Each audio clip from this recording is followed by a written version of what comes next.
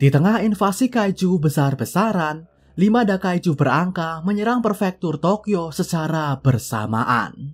Merekalah kaiju nomor 11, 12, 13, 14, dan 15. Dan yang lebih mengerikannya, mereka secara khusus didesain buat mengcounter para kekuatan utama divisi 1 dan 3. Nah, sebelumnya kita pun telah melihat gimana Narumi dan Kikoru telah berhasil mengalahkan kaiju nomor 11 dan 15. Masih sempat terpojok oleh lawan mereka masing-masing, keduanya sanggup berevolusi di tengah pertarungan dan membalik kedudukan. Sementara itu, Kafka juga dipaksa buat berubah dan menolong ketua pletonnya. Dengan wujud kaijunya, Kafka berhasil menghabisi kaiju nomor 13 dalam sekali serang. Dan berikutnya, kita pun akan melihat gimana Hoshina dan Mina menghadapi lawan yang tersisa, yaitu kaiju nomor 12 dan 14. Kita akan menyaksikan gimana keduanya juga dipaksa berevolusi demi menghadapi counter mereka. Jadi di Bandara Chofu, Hoshina dihadapkan dengan kaiju nomor 12. Dialah kaiju humanoid berekor yang memakai pedang sebagai senjatanya. Gak hanya itu, dia juga merupakan versi sempurna dari kaiju nomor 10, senjata kaiju yang dipakai oleh Hoshina. Dan di hadapan kaiju nomor 12 ini, Hoshina merasakan momen langka di mana dia kalah dalam pertarungan jarak pendek melawan kaiju non-raksasa. Meski sama-sama memakai 2 pedang, nomor 12 menunjukkan ayunan yang lebih cepat dan mematikan hingga sanggup menghancurkan pedang Hoshina. Saat itulah, Hoshina langsung teringat akan kakaknya Soichiro. Jadi, Hoshina punya kakak yang gak pernah dia kalahkan dalam adu pedang waktu kecil. Bahkan sebagai tentara, berbeda dengan Hoshina yang hanya bisa memakai pedang, Soichiro sanggup memakai senjata api dan pedang sekaligus. Jadi wajar kalau saat ini, dia menjabat sebagai kapten divisi 6. Selama ini, Hoshina pun selalu menganggap kalau kakaknya adalah versi sempurna dari dirinya. Jadi saat ini, Hoshina merasa kalau baik dia dan senjata kaijunya adalah duet produk gagal. Tapi hal ini tetap nggak membuat Hoshina gentar, karena disinilah dia mengeluarkan senjata rahasianya. Menyadari kalau dia kalah dalam kekuatan, Hoshina mengubah gaya bertarungnya. Saat itulah, puluhan tabung senjata dikirim dari helikopter ke medan pertarungan. Dan dari tabung itu, muncullah sebilah pedang panjang atau katana. Yap, Hoshina akan beralih ke aliran satu pedang.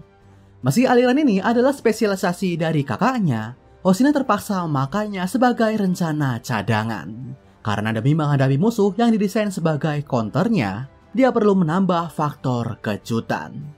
Apalagi, sebagai seorang ahli pedang, Hoshina nggak mau kalah dengan lawannya itu. Disinilah kita diperlihatkan keahlian teknik satu pedang Hoshina. Dan begitu si kaiju datang menyerang, Hoshina dengan super cepat mengayunkan pedang panjangnya dan berhasil memotong lengan si kaiju. Di sini, serangan balik Hoshina dimulai. Di saat nomor 12 belum terbiasa dengan serangan teknik satu pedang Hoshina, dia pun terus menekannya. Dengan memanfaatkan sarung pedang sebagai penambah momentum, tebasan satu pedang Hoshina terlihat sangat cepat dan kuat. Bahkan gak hanya menebas, dia juga dapat mengirim tusukan yang langsung membuat tubuh si kaiju berlubang. Dari melubangi dadanya hingga menebas kepala dan bagian yang lain, Hoshina terus mencari lokasi organ inti si kaiju. Sampai akhirnya, saat dia sanggup membuat tebasan di lehernya, organ inti si kaiju pun berhasil terlihat. Tapi disinilah, di saat Hoshina melepas tebasan dahsyat satu pedangnya, kaiju nomor 12 berhasil menangkisnya hingga membuat pedang Hoshina patah. Artinya, sang Dakaiju berangka telah beradaptasi. Gak menyerah, Hoshina mengambil katananya yang lain dan kembali mencoba menekan. Kali ini, dengan berbagai kombinasi teknik pedangnya, dia sanggup kembali mengirim tebasan ke nomor 12. Disinilah, Hoshina seakan menunjukkan hasil dedikasinya dalam berlatih pedang sejak kecil. Dan saat batas waktu pelepasan output maksimumnya tinggal sedikit lagi, serangan Hoshina pun makin mengganas. Akhirnya, setelah berhasil motong lengan si kaiju, Hoshina kembali berniat melepas tebasan kilat satu pedangnya. Tapi disinilah sebuah fenomena yang mengejutkan terjadi. Di hadapan Hoshina, Kaiju nomor 12 juga melakukan kuda-kuda teknik tebasan kilat satu pedang. Di sini, si Kaiju seakan menunjukkan kalau dia telah mempelajari teknik Hoshina dan sanggup menirunya. Dan merasa nggak terima, Hoshina pun maju dan berniat beradu pedang dengannya. Tapi Kaiju nomor 10 langsung menyuruh Hoshina buat bertahan. Dan benar aja, tebasan kilat satu pedang Kaiju nomor 12 ternyata jauh lebih superior dan sanggup mendorong Hoshina hingga terlempar. Disinilah Hoshina seakan ditampar dengan realita kalau pondasi yang dia bangun sejak kecil bisa diruntuhkan begitu aja.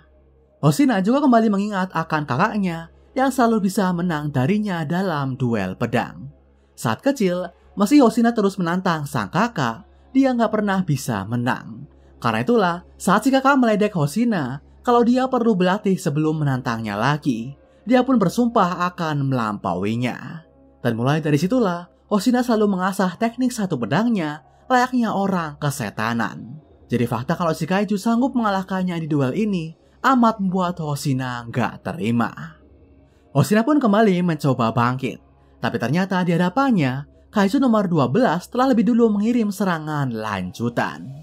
Dengan pedang panjang tiruannya, si Kaiju telah mengayunkan sebuah tebasan. Alhasil, di saat Hoshina belum sempat menahannya, serangan si Kaiju berhasil menghasilkan sebuah cipratan darah.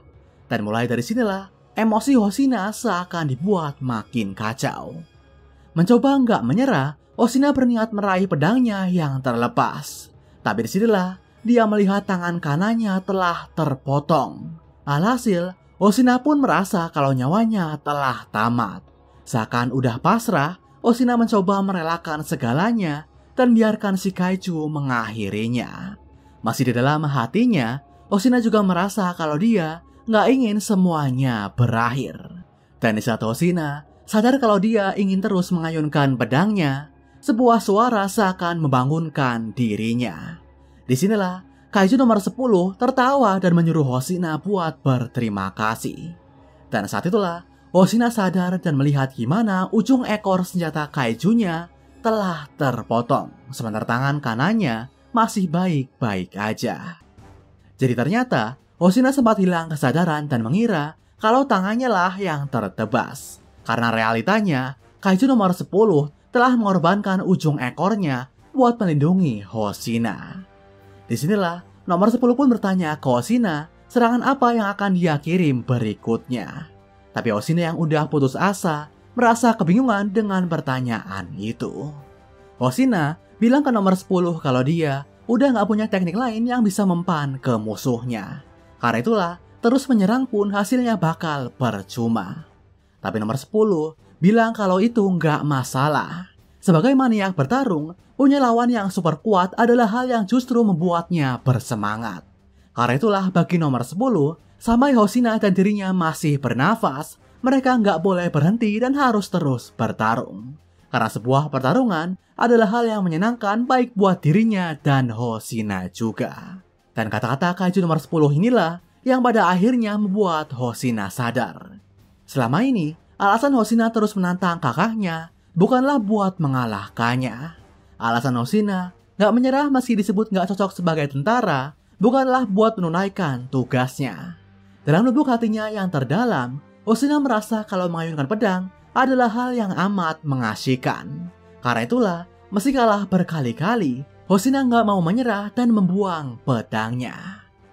Sembari menghindari serangan Kaiju nomor 12, Hoshina pun sadar kalau dirinya memanglah sama seperti Kaiju nomor 10. Bagi keduanya, bertarung adalah hal yang seru dan mengasyikan. Dan di saat Hoshina dan nomor 10 seakan dalam satu pikiran, output kekuatan senjata Kaiju nomor 10 semakin meningkat amat dahsyat. Dan disinilah kita juga melihat gimana wujud Kaiju nomor 10 di dalam senjatanya ikut berubah dan membesar. Dengan lepasan kekuatan yang mencapai 100%, dimulailah kebangkitan dan evolusi sang Soshiro Hoshina. Nah, menyadari kalau lawannya punya tingkat adaptasi yang begitu cepat, Hoshina bilang ke nomor 10 kalau serangan berikutnya adalah sebuah taruhan. Berbeda dari Hoshina yang biasanya lebih berhati-hati, rencana dia kali ini bakal lebih beresiko. Tapi sebagai maniak bertarung, rencana inilah yang bakal membuat mereka bisa bersenang-senang. Akhirnya, Hoshina dan lawannya pun sama-sama memasang kuda-kuda teknik tebasan satu pedang. Tapi di outputnya yang sekarang, serangan dan gerakan Hoshina telah berkali-kali lebih kuat dan cepat. Dengan sekali tebasan, Hoshina sanggup merobek dada nomor 12. Dan begitu si kaiju telah melepas tebasannya, Hoshina telah lebih dulu menghindar ke belakang. Disinilah kita ditunjukkan sebuah teknik kejutan Hoshina yang lain. Dengan mengambil pedang pendek di kedua lengannya, serta pedang panjang di ekornya, Hoshina kini bersiap memakai teknik aliran 3 pedang. Dengan teknik yang belum dilihat oleh lawannya ini, serangan Hoshina semakin menggila. Dengan 3 pedangnya, Hoshina pun sanggup mengirim lebih banyak tebasan dahsyatnya secara bersamaan.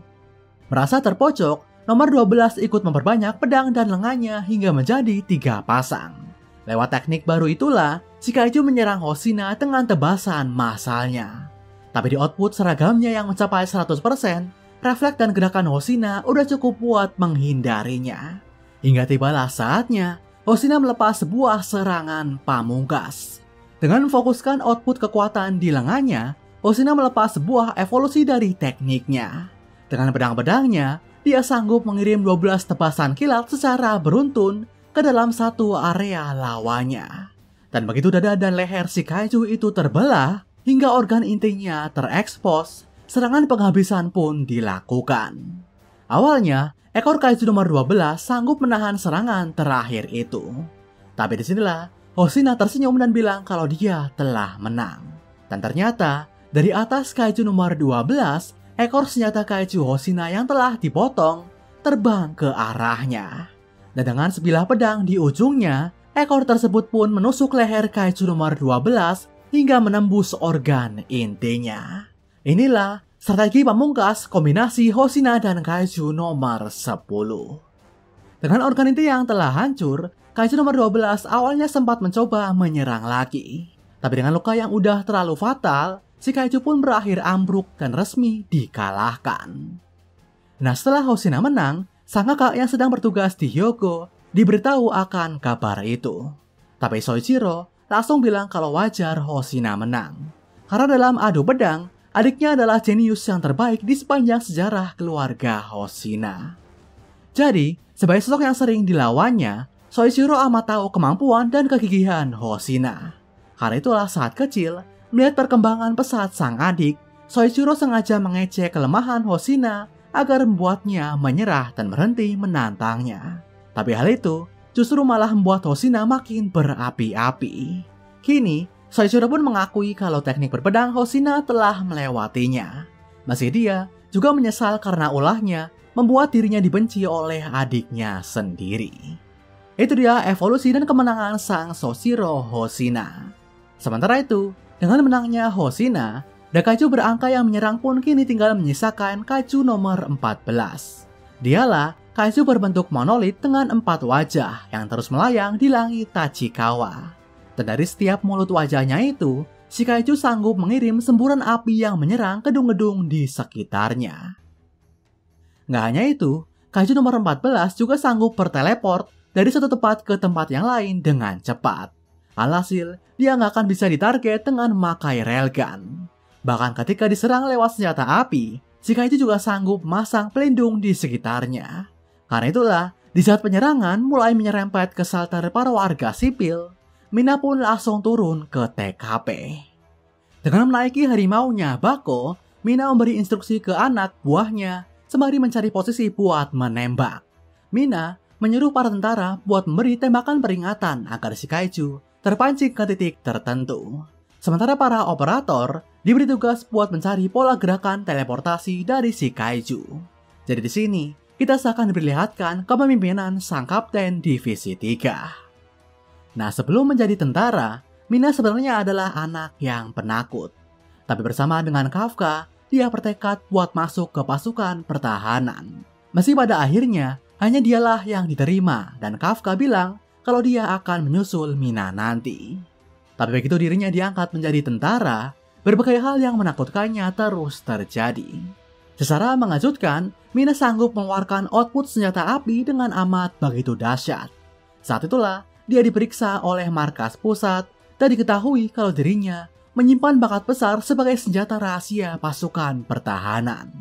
Tubuh Mina disebut sanggup melepas output sebuah senjata api yang di luar batas normal. Alhasil, dia pun langsung ditugaskan buat membasmi kaiju kelas besar hingga Dakaiju dengan basokannya. Di misi pertamanya, Mina pun ketakutan saat dihadapkan dengan kaiju besar di depan matanya. Apalagi saat melihat para tentara berguguran, dia seakan dituntut buat nggak boleh gagal. Dan tanpa Kafka di sisinya, Mina nggak punya lagi sosok yang bisa menenangkannya. Alhasil dari sinilah, sikap Mina pun mulai berubah menjadi lebih dingin. Mau nggak mau, dia harus berubah menjadi tentara yang tegas, kuat, dan bisa diandalkan. Sampai sekarang, Mina juga masih menyimpan sedikit rasa takut itu. Tapi demi rekan-rekannya yang sedang berjuang, serta para warga yang sedang berlindung dalam ketakutan, tekad Mina buat memberi mereka harapan telah tertanam dengan kuat. Akhirnya, setelah pola teleportasi berhasil dilacak, serta si kaiju dipancing ke zona menembaknya, Mina pun melepas kekuatan maksimumnya. Disinilah dia siap buat menyerang. Awalnya, kaiju nomor 14 emang sanggup mendeteksi Mina dan menembaknya. Tapi dengan bantuan Bako, Mina sanggup menghindar dan melompat dari gedung yang tertembak. Dan dengan pola gerakan yang telah terlacak, Mina pun sanggup memprediksi arah teleportasi kaiju itu.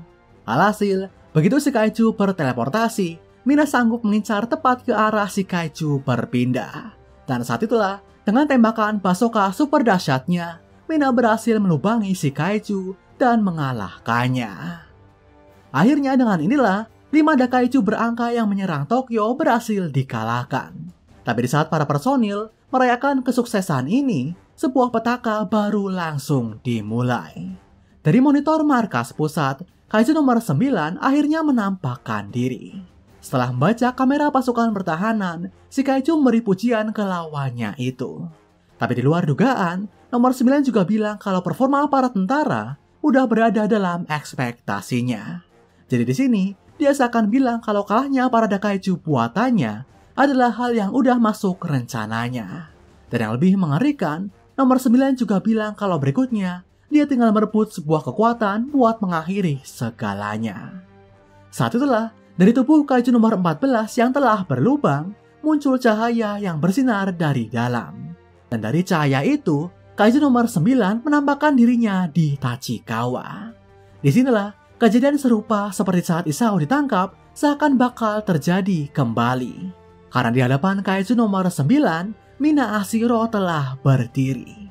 Dialah target kekuatan yang akan direnggut berikutnya. Itu dia penjelasan alur cerita kaiju nomor 8 Art 7 Part 3.